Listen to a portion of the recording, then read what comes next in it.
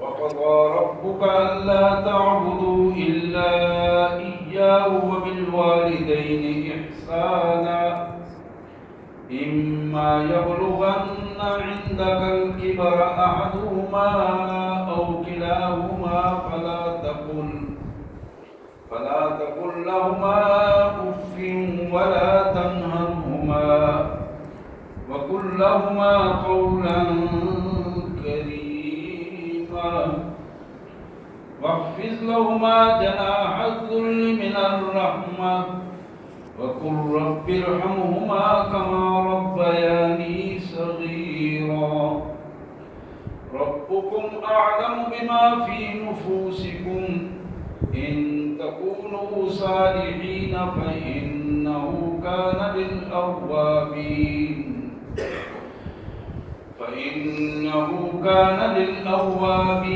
غفورا آمنت بالله صدق الله العظيم اللهم صل على سيدنا ومولانا عبدك ورسولك وحبيبك محمد النبي الأمي وعلى آله وأصحابه وبارك وسلم اللهم صل على جميع الأنبياء والمرسلين وعلى الملائكة المقربين وعلى سائر الصحابة والتابعين وعلى عباد الله الصالحين. اللہ کی پاک کلام قرآن مجید میں یہ 15واں پارہ ہے سورہ بنی اسرائیل. 15ویں پارے میں سورہ بنی اسرائیل میں یہ آیت نمبر 23, 24, 25 تین آیات میں نے آپ کے سامنے تلاوت کی ہے. آئیے سب سے پہلے ان آیات کا سادہ سا مفہوم اور پھر انشاءاللہ اس کے پس منظر میں آج کی گفتگو قرآن و حدیث کے حوالے سے آپ کے سامنے ہوگی. یہی آیات ایک دوسرے انداز میں سورہ لقمان میں اللہ تبارک و تعالیٰ نے ارشاد فرمائی ہیں اور انہی آیات کو سورہ احقاف میں مختلف انداز میں اس مفہوم کو بیان کیا گیا ہے. آئیے سب سے پہلے ان آیات کا مفہوم اور ترجمہ. بسم اللہ الرحمن الرحیم. وَقَضَى رَبُّكَ تیرے پالنے والے پروردگار نے، تیرے مہربان رب نے یہ فیصلہ کر دیا ہے، یہ تیرے رب کا فیصلہ ہے، اللہ تعبدوا الا اياه. اس فیصلے کی پہلی شق یہ ہے کہ اللہ کے علاوہ کسی کی عبادت نہیں ہوگی. یہ اللہ کا فیصلہ ہے. اللہ تعبدوا الا اياه، بندگی عبادت صرف اللہ کی ہوگی. وبالوالدین احسانا، اس کا دوسرا فیصلہ یہ ہے کہ والدین کے ساتھ اولاد کا رویہ سوائے احسان کے، اطاعت گزاری کے اور کوئی نہیں ہوگا. حسن سلوک کے علاوہ کوئی دوسرا رویہ نہیں ہوگا. اما یبلغن عندک الکبر، جب وہ تمہارے پاس، تمہارے والدین بڑھاپے کو پہنچ جائیں، تم جوان ہو، ماں باپ بوڑھے ہو جائیں، احدہما ان دونوں میں سے ایک زندہ ہو، او کلاہما یا وہ دونوں زندہ ہوں، تمہاری خدمت کے لائق ہوں، فلا تقل لہما اف، تو تمہارے لیے اللہ کا فیصلہ یہ ہے کہ تم ان کے سامنے ٹھنڈے سانس بھی نہ لو. فلا تقل لہما اف، ٹھنڈے سانس بھی نہ لو ان کے سامنے. ولا تنہرہما، اور تم ان کے سامنے ان کی آواز سے اونچی آواز بھی نہ کرنا. ولا تنہرہما، اللہ کا یہ فیصلہ ہے کہ تمہیں اپنے والدین کے سامنے نہ تو ٹھنڈے سانس بھرنے ہیں غم اور افسوس کی کیفیت میں، اور نہ ہی تمہیں انہیں جھڑکنے یا ڈانٹنے کے انداز میں تمہاری آواز بھی ان کی آواز سے اونچی نہ ہونی پائے. وَقُلْ لَهُمَا قَوْلًا كَرِيمًا، اور تمہیں جب بھی ان سے بات کرنی ہے میٹھے لہجے میں بات کرنی ہے، قولاً کریما، میٹھے انداز میں، پرکشش انداز میں، ادب کے انداز میں ان سے بات کرو گے تم۔ اور پھر اللہ کا دوسرا فیصلہ اس حوالے سے تمہارے والدین کے حوالے سے یہ بھی ہے، وَاخْفِضْ لَهُمَا جَنَاحَ الذُّلِّ مِنَ الرَّحْمَةِ، تمہارے کندھے، دونوں کندھے خدمت کے لیے ہر وقت تمہارے والدین کے لیے تیار رہنے چاہیے۔ وَاخْفِضْ لَهُمَا، جھکے رہنے چاہیے ان کے سامنے۔ جھکے رہنے سے مراد یہ کہ ہر وقت تیار، جب وہ حکم دیں اپنی کسی چیز کا بہانہ کرنے کے بجائے یا ڈیلے کرنے کی بجائے یا اسے لیٹ کرنے کی بجائے، وَاخْفِضْ لَهُمَا جناح الذُّلِّ مِنَ الرَّحْمَةِ، ان کے ساتھ مہربانی، ان کے ساتھ محبت اور شفقت کا رویہ رکھتے ہوئے تمہیں اپنے کندھوں کو ہر وقت ان کی خدمت کے لیے جھکا کے رکھنا چاہیے۔ حضرات، رب کا تیسرا فیصلہ یہ ہے،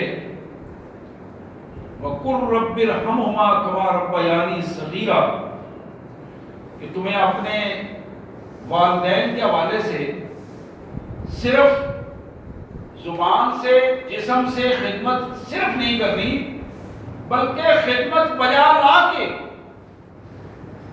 اپنی زندگی میں یہ دعائیں بھی تم کرتے رہو گے کہ میرے پروردگار، میرے پالنے والے، جس طرح میرے والدین نے بچپن میں مجھ سے شفقت کا رویہ رکھا، تو میرے والدین پر اس سے بڑھ کر رحم فرما، اس سے بڑھ کر ان پر رحمتیں فرما، اور اس سے بڑھ کر ان پر شفقتیں عطا فرما۔ اب یہ فیصلے سنا کے کائنات کا مالک پھر فرماتا ہے، ربکم اعلم بما فی نفوسکم، تمہارا پالنے والا جو تمہیں روزی دیتا ہے، جس نے تمہیں زندگی دی ہے، رب جس کے قبضہ قدرت میں تمہاری زندگی اور موت ہے، ربکم، تمہارا رب، اعلم، بخوبی جانتا ہے، بما فی نفوسکم، جو کچھ تمہارے دلوں میں ہے، جو تمہاری سوچیں ہیں، تمہارے دلوں میں آنے والے جو خیالات ہیں والدین کے حوالے سے، تمہارا مالک جانتا ہے۔ ان تکونوا صالحین، اگر تم نیک نیتی کے ساتھ اللہ کے اس حکم کے مطابق اپنے والدین کے ساتھ حسن سلوک کرو گے، فَإِنَّهُ كَانَ لِلْأَوَّابِينَ غَفُورًا، تو پھر تمہارا رب ایسے بندے جو اس کے حکم کے مطابق اپنے آپ کو ڈھال دیتے ہیں، ان کی وہ بڑی بڑی غلطیوں کو معاف کر دیتا ہے، بڑی بڑی غلطیوں کو، غفورا، اوابین کے لیے جو اپنے اللہ کے حکم کے مطابق اپنے آپ کو ڈھالتے ہیں، غفورا، ان کے لیے وہ بڑی بڑی غلطیوں کو معاف کر دیتا ہے۔ سبحان اللہ و بحمدہ، سبحان اللہ العظیم و بحمدہ، نستغفر اللہ۔ یہ تھی سورہ بنی اسرائیل کی آیت جو میں نے آپ کے سامنے رکھی۔ ابھی سورہ لقمان، 21واں پارہ سورہ لقمان، اللہ فرماتے ہیں، وَوَصَّيْنَا الْإِنسَانَ بِوَالِدَيْهِ، ہم نے اپنے بندوں کو، انسانوں کو یہ حکم دیا ہے۔ یہاں بات صرف مسلمانوں کی نہیں ہوئی، وَوَصَّيْنَا الْإِنسَانَ، ہمارا حکم، کائنات کا رب کا یہ حکم ہے انسانوں کو، ان کی وصیت ہے، بِوَالِدَيْهِ، اپنے والدین کے ساتھ حسن سلوک کرو گے۔ حَمَلَتْهُ أُمُّهُ وَهْنًا عَلَى وَهْنٍ، اس انسان کی ماں نے تکلیفوں پر تکلیفیں اٹھا کر اپنے اس بچے کو اپنے پیٹ میں رکھا، اور بڑی مشقت کے ساتھ وہ اس عمل سے فارغ ہوئی۔ وَفِصَالُهُ فِي عَامَيْنِ، اور ولادت کے بعد 2 سال لگے اسے اس بچے کی خدمت کرتے ہوئے دودھ پلا کر مکمل کرنے میں۔ انشکر لی ولوالدیک، انشکر لی ولوالدیک، اللہ فرمانے میں صرف یاد اس لیے دلا رہا ہوں گزار بنو اور اپنے والدین کے شکر گزار بنو. انشکر لی ولوالدیک، اللہ کے شکر گزار بن جاؤ اور اپنے والدین کے شکر گزار بنو. الی المصیر، بلا کر لوٹ کر تمہیں میرے پاس ہی آنا ہے، ٹھکانہ میرے پاس ہے.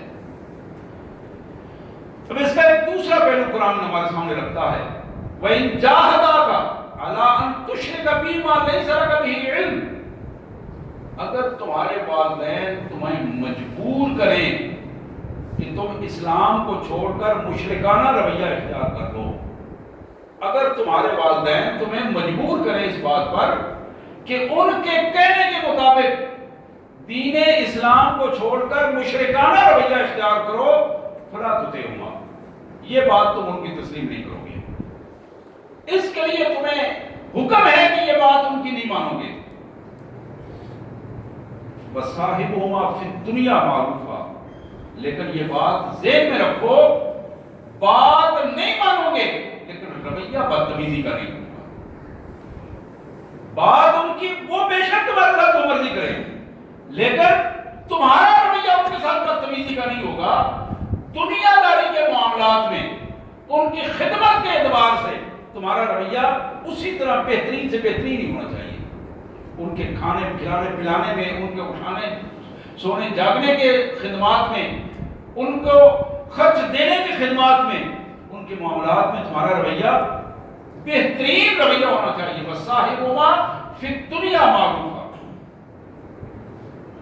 واتبع سبیل من اناب الی، میرے بندو اس راستے پر چلو جو میری طرف آتا ہے. ثم الی مرجعکم، پھر ایک وقت آئے گا تمہیں باہر لوٹ کر میرے پاس آنا ہے. فَأُنَبِّئُكُم بِمَا كُنتُمْ تَعْمَلُونَ، پھر جو کچھ تم دنیا کی زندگی میں کرتے رہے پھر وہ میں تمہیں بتاؤں گا کہ تمہاری صورتحال کیا رہی، وہ پورا ریکارڈ تمہارے سامنے آئے گا. حضرات یہ دو جگہ سے میں نے تلاوت کی ہے، سورہ بنی اسرائیل، سورہ لقمان. اب یہ تیسری جگہ ہے، یہ ہے سورہ احقاف 26واں پارہ. اس سورہ احقاف میں اللہ تبارک و تعالیٰ فرماتے ہیں وَوَصَّيْنَا الْإِنسَانَ بِوَالِدَيْهِ إِحْسَانًا، ہم نے اپنے بندوں، اپنے پیدا کی ہوئی مخلوق انسانوں کو یہ حکم دیا ہے بِوَالِدَيْهِ إِحْسَانًا، اپنے والدین کے ساتھ ہمیشہ احسان کا رویہ رکھنا، اس نے سلوک کا رویہ رکھنا، سوائے اچھی عادات کے کوئی غلط عادت ان کے ساتھ تمہارا رویہ نہ ہو. حملتہ امہ کرہا ووضعتہ کرہا، انسان کا بوجھ اس کی ماں نے بڑی تکلیف دہ صورتحال میں اٹھا کے رکھا ہے، اور پھر جب ولادت ہوئی تو پھر ساری تکلیفیں سمٹ کر اکٹھی اس نے پھر اٹھائیں. وحملہ وفصالہ ثلاثون شہرا، یہ بوجھ اٹھانے میں اور دودھ چھڑوانے میں 30 ماہ لگے تمہاری ماں کو. 30 شہرا، 2.5 سال لگے. حتی بلغ اشدہ، یہاں تک کہ وہ بچہ جس کو ماں نے گود میں پالا تھا، لوریاں دے دے کے سلایا تھا، حتی اذا بلغ اشدہ، یہاں تک کہ وہ سمجھدار بچہ بن گیا، قوت تمیز آ گئی، جوانی کی دہلیز پر اس نے قدم رکھا.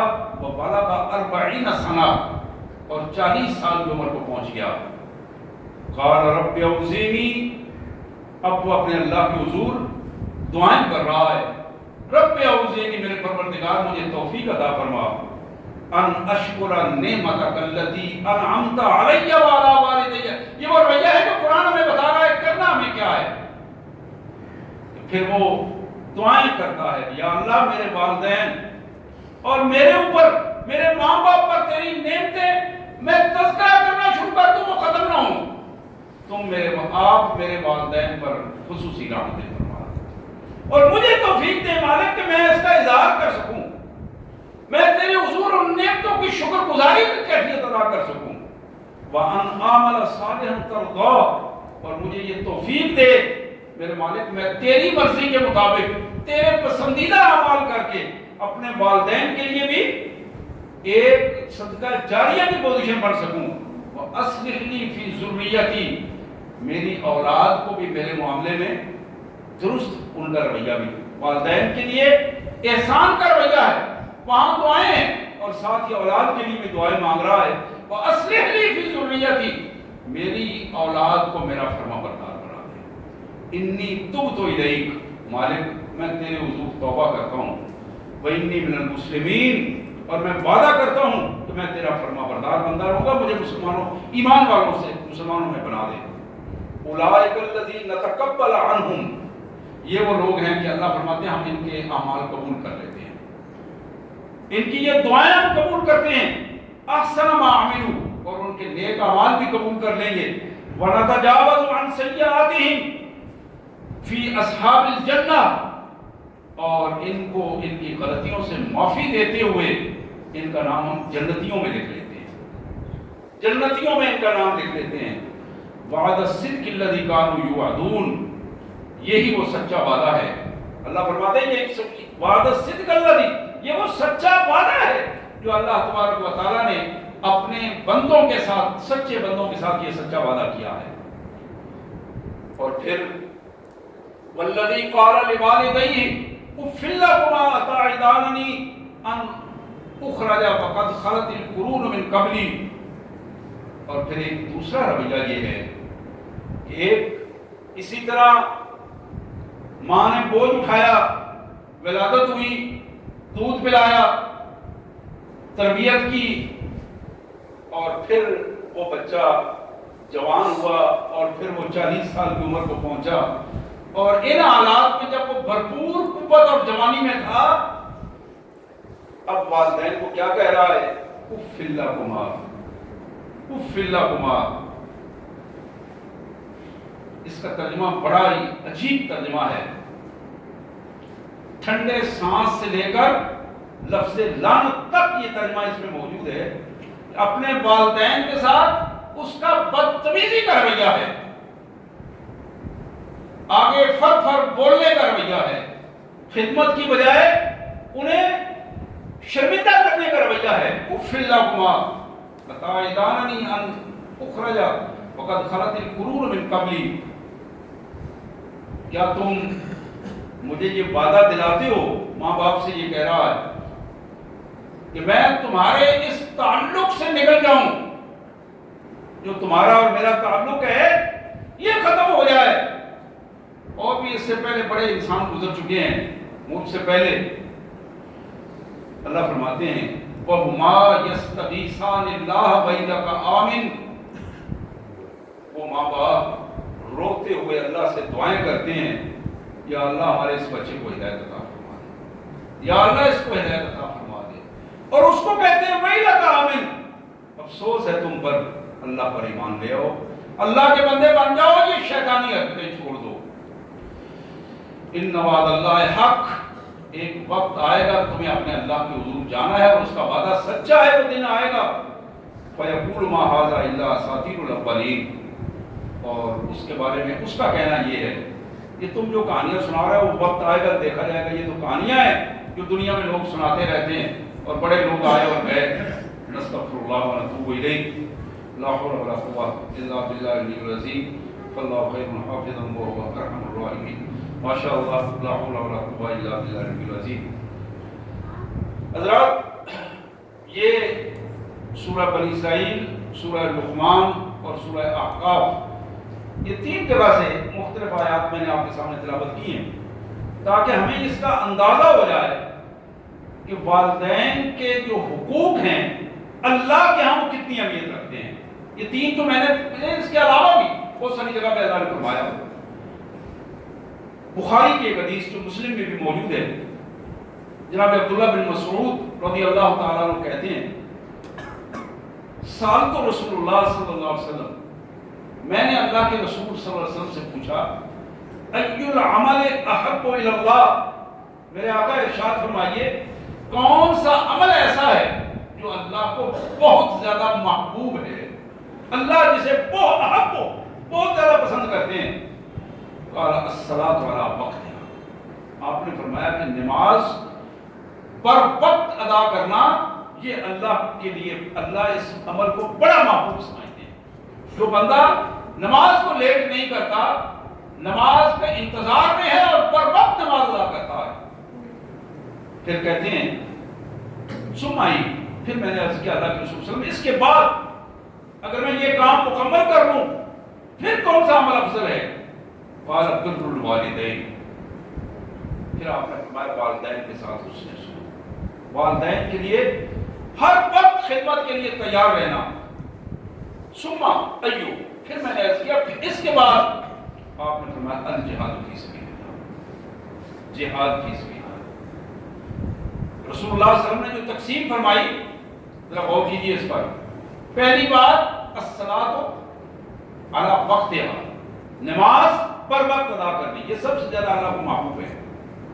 دوسرے نمبر پر جو محبوب عمل ہے، اللہ کا پسندیدہ عمل، وہ والدین کے ساتھ حسن سلوک ہے۔ اور تیسرے نمبر پر الجہاد فی سبیل اللہ۔ اللہ اکبر۔ ابو داؤد کی ایک روایت جناب عبداللہ بن عمر رضی اللہ تعالیٰ عنہ کہتے ہیں جاء رجل الی رسول اللہ، ایک آدمی اللہ کے رسول صلی اللہ علیہ وسلم کے پاس حاضر ہوا، ہم بیٹھے تھے، فقال ابایعک علی الہجرہ وترکت ابویہ یبکیان، اس نے عرض کیا اللہ کے رسول صلی اللہ علیہ وسلم میں اس لیے حاضر ہوا ہوں کہ آپ کے دست حق پرست پر بیعت کروں، ہجرت پر، میں اپنا علاقہ چھوڑ کر دین کو بچانے کے لیے دوسری جگہ پر جانا چاہتا ہوں، اور اس ہجرت کے حوالے سے میں بیعت کرنا چاہتا ہوں۔ ایماندار پہلے ہی ہے، لیکن اس نے کہا میں اس حالت میں آیا ہوں وترکت ابویہ یبکیان، میں اپنے ماں باپ کو روتا چھوڑ کر آیا ہوں، یہ الفاظ تھے۔ فقال ارجع الیہما فاضحکہما کما ابکیتہما، جاؤ ہجر بیعت کی بات بعد میں کرنا، جس طرح اپنے ماں باپ کو تم روتا ہوا چھوڑ کے آئے ہو، جا کے اپنی خدمت اور اچھے رویے کے ساتھ ان کو خوش کر دو، ہنسانے کی کوشش کرو، جس طرح تم نے انہیں رلایا ہے اس طرح ان کو خوش کر کے میرے پاس واپس آؤ، پھر تمہاری بیعت قابل قبول ہوگی، اس کے بغیر تمہاری بیعت قابل قبول نہیں ہوگی۔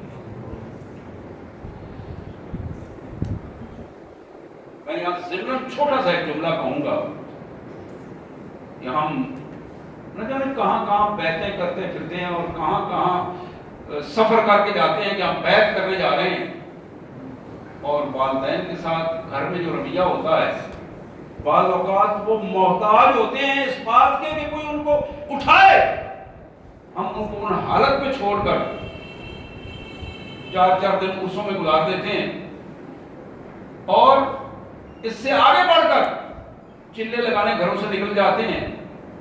بہت اچھے کام ہیں، لیکن یہ یاد رکھیے کہ جب گھر میں ماں باپ روتے ہوئے ہوں، خدمت کے محتاج ہوں، ان کو چھوڑ کر کسی بڑے سے بڑے کام کے لیے نکلنا یہ ناقابل قبول ہے، اللہ کے ہاں بھی اور اللہ کے رسول صلی اللہ علیہ وسلم۔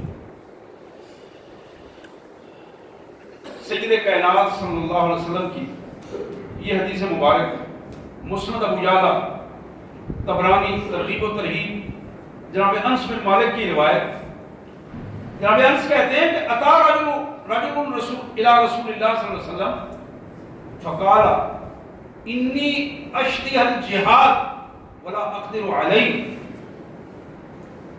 آدمی آیا، رسول اللہ صلی اللہ علیہ وسلم تشریف فرما تھے، ہم بھی آپ کی محفل میں بیٹھے تھے، اس نے آ کے عرض کی اللہ کے رسول صلی اللہ علیہ وسلم میری خواہش یہ ہے، از حد یہ خواہش ہے کہ میں آپ کے ساتھ جہاد کروں اور جہاد کے لیے جاؤں، ولا اقدر علیہ، لیکن میرے گھر کے حالات ایسے ہیں، مجبوریاں ایسی ہیں کہ میں آپ کے ساتھ جا نہیں پا رہا ہوں، میری از حد خواہش ہے کہ میں آپ کے ساتھ مل کے جہاد کروں۔ حضور اکرم صلی اللہ علیہ وسلم نے فرمایا حل باقیہ من والدیک، کیا تمہارے والدین میں سے کوئی زندہ ہے؟ قال امی، اس نے عرض کیا حضرت میرے والد صاحب تو فوت ہو گئے ہیں لیکن میری والدہ محترمہ زندہ ہیں۔ قال قابل اللہ فی برہا، جاؤ اللہ تبارک و تعالیٰ تمہیں اپنی ماں کی خدمت میں قبول کر لے، اس قابل تمہیں بنا دے کہ تم اپنی ماں کی خدمت کے لیے اپنے آپ کو وقف کر دو۔ فَإِذَا فَعَلْتَ ذَلِكَ، ذرا یہ جملہ سنیے، آخری جملہ جو آپ نے ارشاد فرمایا، فَإِذَا فَعَلْتَ ذَلِكَ، جب تم اپنی ماں کے سچے فرما بردار بن گئے، فَأَنْتَ حَاجٌ فَأَنْتَ مُعْتَمِرٌ فَأَنْتَ مُجَاہِدٌ، یہ الفاظ محمد کریم صلی اللہ علیہ وسلم کے، پھر تمہیں اللہ تعالیٰ حج کا ثواب بھی دے گا، عمرے کا ثواب بھی دے گا، اور جہاد کا ثواب بھی عطا کرے گا، تم اپنے ماں باپ کو جس انداز میں تم راضی کر لو گے۔ سبحان اللہ و بحمدہ، سبحان اللہ العظیم۔ حضرات، یہ روایت میں اس لیے لمبی چوڑی بات نہیں کر رہا ہوں، میں چاہتا ہوں کہ زیادہ سے زیادہ محمد رسول اللہ صلی اللہ علیہ وسلم کی ارشادات آپ کے سامنے رکھوں، باقی ساری باتیں اس کے اندر آ جاتی ہیں، آپ خود اس سے اندازہ کر سکیں گے۔ یہ مسند احمد کی حدیث، جناب انس بن مالک رضی اللہ تعالیٰ عنہ کی روایت کہ نبی رحمت صلی اللہ علیہ وسلم نے ارشاد فرمایا، من سرہ ان یمد لہ فی عمرہ ویزاد فی رزقہ فلیبر والدیہ ولیصل رحمہ، وہ کما قال رسول اللہ صلی اللہ علیہ وسلم۔ حضور نے فرمایا کہ جو شخص یہ چاہتا ہے، یہ خوشیاں لینا چاہتا ہے اپنے زندگی میں کہ اس کی عمر لمبی ہو اور اس کا رزق مسلسل بڑھتا چلا جائے، اس کے لیے لازم ہے کہ وہ اپنے والدین کے ساتھ حسن سلوک سے پیش آئے۔ فلیبر، بر کا معنی نیکی ہوتا ہے، نیکی کا مطلب ہے اپنے اللہ کی رضا کے لیے اپنے آپ کو والدین کی خدمت کے لیے وقف کر دیں، یہ ہے نیکی کا مطلب۔ اور دوسری بات آپ نے یہ فرمائی کہ اگر اپنی عمر میں برکت چاہتا ہے، اپنے رزق میں اضافہ چاہتا ہے، جہاں اس کے لیے لازم ہے کہ والدین کے ساتھ حسن سلوک سے پیش آئے، نیکیاں کرے، اخلاص کے ساتھ اپنے والدین کی اطاعت اور فرما برداری میں لگا دے اپنے آپ کو، فرمایا وَلْيَصِلُ رَحِمَهُ، دوسرا اس کے لیے حکم یہ ہے کہ اس کام کے لیے اپنے رشتہ داروں سے حسن سلوک کرے، اپنے ماں باپ کے ساتھ اور پھر ماں باپ کے ماں باپ کے ساتھ، ان کے رشتہ داروں کے ساتھ، اپنی خالائیں، اپنی پھوپھیاں، اپنے چچا، اپنی بہنیں، بیٹیاں، ہر سطح کے جو اس کے قریبی رشتہ دار ہیں، ان کے حقوق ادا کرنے کے لیے اپنے آپ کو تیار کریں۔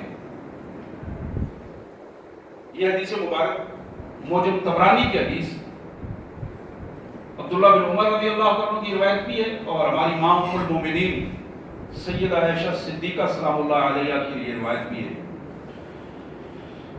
نبی رحمت صلی اللہ علیہ وسلم نے فرمایا بروا آباءکم تبرکم ابناءکم وعفوا تعفوا نساءکم، دو باتیں بتائیں، لوگوں ماں باپ کے ساتھ اچھا سلوک کرو گے، تمہاری اولاد تمہارے ساتھ اچھا سلوک کرے گی، اپنے ماں باپ کے فرما بردار بن جاؤ تاکہ تمہاری اولاد تمہاری فرما بردار بن جائے۔ دوسری بات آپ نے فرمائی، دوسروں کی بیویوں کو عزت کی نگاہ سے دیکھا کرو تاکہ تمہاری بیویاں، تمہاری بہنیں، تمہاری مائیں دوسروں کی نگاہوں میں عزت پا سکیں۔ محمد رسول اللہ صلی اللہ علیہ وسلم نے فرمایا اپنی نگاہوں میں حیا پیدا کرو، دوسروں کی خواتین کو، دوسرے کی ماں، بہن، بیٹی کو، بیوی کو عزت دو۔ جب اس کو تم عزت دو گے، تمہاری ماں، بہن، بیٹی، بیوی، اس کو اللہ تبارک و تعالیٰ دوسروں کی نگاہوں میں قابل احترام بنا دے گا۔ حضرات، ایک اور رویہ، یہ بخاری کی روایت مسلم میں بھی موجود ہے، ابو داؤد میں بھی موجود ہے، جناب اسماء بنت ابی بکر رضی اللہ تعالی عنہ خلیفۃ المسلمین، سیدہ اسماء کہتی ہیں قالت قدمت علی امی وہی مشرکہ فی عہد رسول اللہ، میری ماں رسول اللہ صلی اللہ علیہ وسلم کے عہد مبارک میں ہی میرے پاس آئی اور وہ مشرکہ تھی۔ یہ حضرت عائشہ صدیقہ کی بڑی بہن ہے سیدہ اسماء۔ حضرت ابوبکر نے جاہلیت کے دور میں ایک نکاح کیا تھا، اور اس خاتون کو طلاق دے دی تھی، اور وہ دوسرے اپنے والدین کے پاس چلی گئی اور ان علاقوں میں اس نے دوسرے مکہ مکرمہ کے سائڈ پہ جا کے بسنا شروع کیا۔ ایک دن اپنی بیٹی سیدہ اسماء کے پاس وہ آئیں۔ اب یہ رسول اللہ صلی اللہ علیہ وسلم کا دور مبارک تھا۔ سیدہ اسماء کہتی ہیں فاستفتیت رسول اللہ، میں نے اللہ رسول صلی اللہ علیہ وسلم کے سے یہ بات پوچھی، فتویٰ طلب کیا۔ قلت قادمت علی امی وہی راغبہ، میرے آقا میری مشرکہ ماں میرے پاس آئی ہے اور وہ چاہتی ہے کہ اب اس بڑھاپے میں ان کی خدمت کروں، لیکن وہ مشرکہ ہے، ابھی مسلمان نہیں ہوئی۔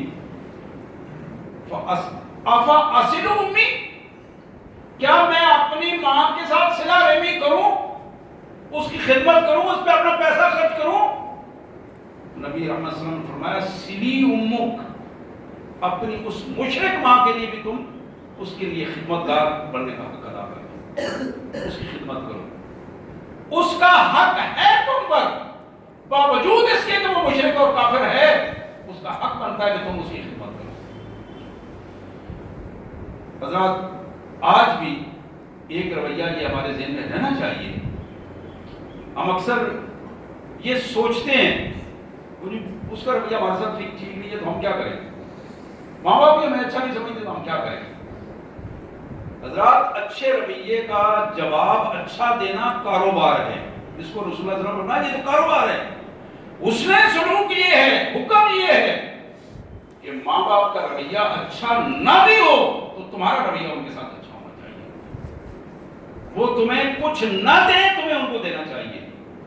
وہ تمہارے ساتھ رویہ درست نہ رکھیں، تمہیں اپنا رویہ درست رکھنا چاہیے۔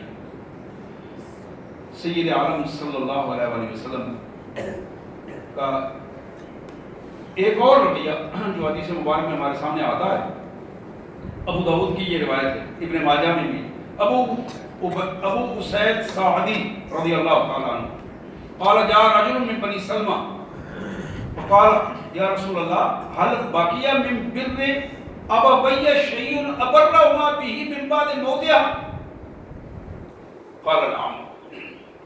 بنی سلمہ کا ایک شخص آیا اور اس نے آگے عرض کیا اللہ کے رسول صلی اللہ علیہ وسلم کیا میرے ماں باپ کی وفات کے بعد بھی کوئی ایسا حق بنتا ہے جو میں ان کا حق ادا کر دوں ان کے وفات کے بعد؟ قال نعم، آپ نے فرمایا ہاں، ان کے حقوق تم پر وفات کے بعد بھی ہیں، ماں باپ کے اس دنیا کے جانے کے بعد بھی تم پر لازم ہے کہ تم ان کے حقوق ادا کرو۔ آپ نے پھر اس کی وضاحت فرمائی الصلاۃ علیہما، سب سے پہلا تمہارے ماں باپ کا تم پر حق یہ ہے ان کے لیے خیر خواہی کی دعائیں کرتے رہو، اللہ ان سے ان کے لیے رحمتیں مانگو، یا اللہ وہ چلے گئے اور ان پر رحم فرما۔ دوسری بات والاستغفار لہما، ان دونوں کے لیے اللہ سے بخشش کی دعائیں مانگو۔ تیسری بات وانفاذ عہدہما من بعدہما، انہوں نے اپنی زندگی میں اگر کسی سے کوئی وعدہ معاہدہ کیا ہے اس کا پاس کرنا تمہارا فرض ہے، اس وعدے کا جو ماں باپ کا کیا ہوا وعدہ ہے اس کو پورا کرنا تمہارا فرض ہے۔ پھر آپ نے ارشاد فرمایا وصلۃ الرحم التي لا توصل الا بهما، تمہارے ماں باپ کی وجہ سے جو تمہارے رشتہ دار بنتے ہیں، تمہارے ننیال ہیں ددیال ہیں، ان کے ساتھ صلہ رحمی کرنا یہ بھی تمہارے والدین کا تم پر حق ہے۔ وَإِكْرَامُ الصَّدِيقِ، اور آخری بات کہ تم اپنے ماں باپ کے جو دوست، ماں کی سہیلیاں، ان کے ساتھ بھی حسن سلوک کرنا تمہارا فرض بنتا ہے، ان کا حق ہے تم پر۔ حضرات ایک چوتھا رویہ جو حدیث مبارک میں ہمارے سامنے آتا ہے، نبی رحمت صلی اللہ علیہ وسلم کی یہ حدیث بخاری میں، مسلم میں، جناب عبداللہ بن عمر بن عاص رضی اللہ عنہ کے حوالے سے آپ نے فرمایا من الکبائر شتم الرجل والدین، کبیرہ گناہوں میں ایک بہت بڑا گناہ یہ ہے کہ بندہ اپنے والدین کو گالیاں نکالے، بندہ اپنے والدین کو گالیاں نکالے۔ قالوا یا رسول اللہ وهل یشتم الرجل والدیہ، تو لوگوں نے کہا اللہ کے رسول صلی اللہ علیہ وسلم کیا کوئی بندہ ایسا بدبخت بھی ہے جو اپنے ماں باپ کو گالی نکالے گا؟ قال نعم، آپ نے فرمایا ہاں ہے. یسب الرجل یسب ابا الرجل فیسب اباہ ویسب امہ ویسب امہ. ایک آدمی دوسرے کے باپ کو گالی نکالتا ہے، وہ اس کے باپ کو گالی نکالتا ہے. یہ کسی کی ماں کو گالی نکالتا ہے، وہ اس کی ماں کو گالی نکالتا ہے. وہ خود اپنی زبان سے تو ڈائریکٹ اپنی ماں باپ کو نہیں نکال رہا، لیکن دوسروں سے نکلوا رہا ہے. یہ وہ شخص ہے، یہ بدترین گناہ کا مرتکب ہے. ایک دوسری حدیث میں لعنت کے حوالے سے بھی آتا ہے، حضور صلی اللہ علیہ وسلم نے فرمایا کہ یہ دوسروں کے ماں باپ پر لعنتیں ڈالتا ہے، لوگ اس کے ماں باپ پر لعنتیں ڈالتے ہیں.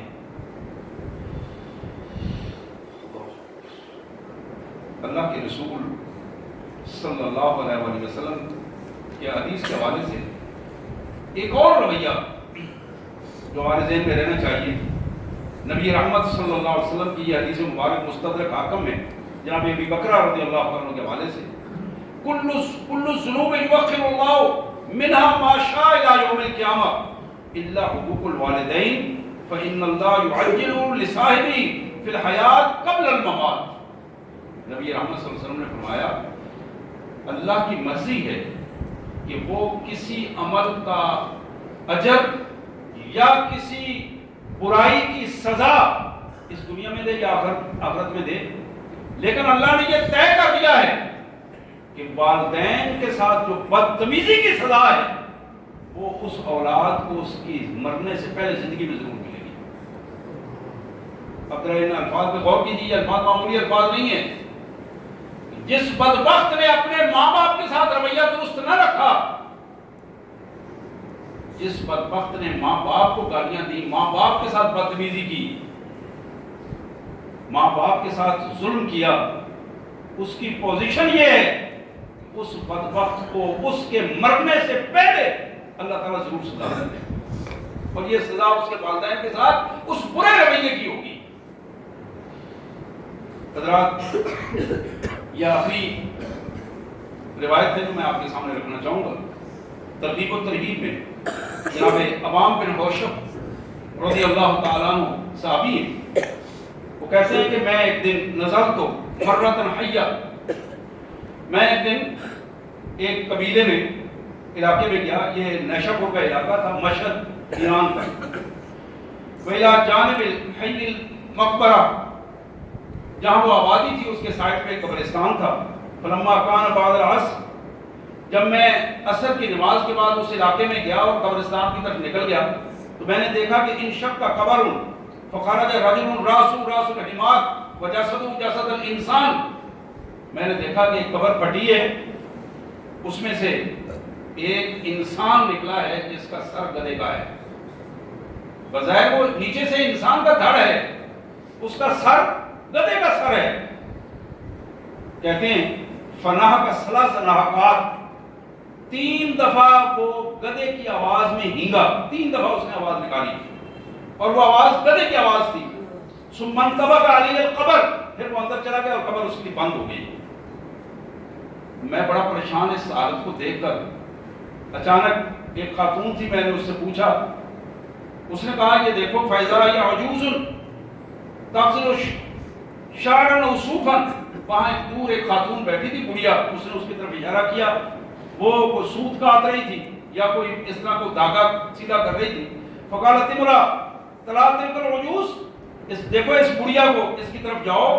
قلت ما لها، میں نے کہا یہ کون ہے، کیا ہے اس بڑھیا کا سلسلہ؟ قالت تلک ام ھذا، یہ جو قبر سے نکلا ہے نا یہ اس کی ماں ہے. قلت وما کان قصتہ، میں نے اس سے پوچھا کہ اس کا یہ کہانی کیا ہے، قصہ کیا ہے، اصل چیز کیا ہے؟ قالت کان یشرب الخمر، یہ جس کا جو باہر نکلا ہے نا، جس کا سر گدھے کا تھا اور جو جس نے ہینگنا شروع کیا ہے، یہ شرابی آدمی تھا. کان یشرب الخمر، شراب پیتا تھا، عادی شرابی تھا. فَإِذَا رَأَى تَقُولُ لَهُ أُمُّهُ يَا بُنَيَّ اتَّقِ اللَّهَ إِلَىٰ مَتَىٰ تَشْرَبُ هَٰذِهِ الْخَمْرَ. جب یہ اس نشے کی حالت سے تھوڑا باہر آتا تو اس کی ماں اسے سمجھاتی بیٹا اللہ کا خوف کرو، خدا کا خوف کرو۔ وہ کب وقت آئے گا کہ تم یہ شراب کے ان بے حیائیوں سے کو چھوڑ کر انسان بن جاؤ گے؟ فیقول لہا، اور یہ بدبخت اپنی ماں کو یہ کہا کرتا تھا انہا انت تنحقین کما ینحق الحمار، تم اسی طرح گدھے کی طرح ہینگتی رہو گی۔ یہ مجھے یعنی اس نے وہ بات تمیز سے بھی نہیں کی، گدھے کی مثال دے کر ماں کو کہا کہ جس طرح گدھے ہینگتے ہیں تم اس طرح ہینگتی رہو گی، اور میری پوزیشن یہ ہے کہ میں یہ اپنا کام کرتا رہوں گا۔ قالت فما بعد العصر، کہ جس وقت قبر پھٹی عصر کے بعد یہی وہ وقت ہے جب یہ شخص مرا تھا۔ قالت فهو ينشق عند القبر بعد العصر عن القبر بعد العصر كل يوم، ہر روز جب اس کی موت آئی تھی اس وقت یہ قبر پھٹتی ہے، یہ باہر نکلتا ہے، اور اسی طرح گدھے کا سر ہوتا ہے، ہم لوگ دیکھتے ہیں یہ 3 دفعہ ہینگتا ہے اور وہ پھر قبر بند ہو جاتی ہے اور اس کے اندر چلا جاتا ہے۔ امام اصفہانی کہتے ہیں کہ میں حدث ابو العباس، میں نے یہ حدیث نشب اور مشہد میں جا کر حافظ الحدیث کی ایک جماعت تھی ان کے سامنے یہ واقعہ پیش کیا، یہ واقعہ میں نے سنا ہے، ان سب نے اس کو سب نے تسلیم کیا اور کسی نے اس کا انکار نہیں کیا۔ یہ واقعی یہ ایسی کیفیت ہے کہ یہ واقعہ ہوا ہے۔ حضرات، زندگی نہ جانے کتنی ہے، نہ آپ کو معلوم ہے نہ مجھے معلوم ہے۔ میں اپنی بہنوں سے، بھائیوں سے، بزرگوں سے، بچوں سے خصوصاً یہ عرض کروں گا، اپنے والدین کے لیے اپنے آپ کو ہمیشہ مطیع فرمان بناؤ۔ الحمدللہ ہمارے ہاں کافر والدین نہیں ہیں، مشرک والدین نہیں ہیں۔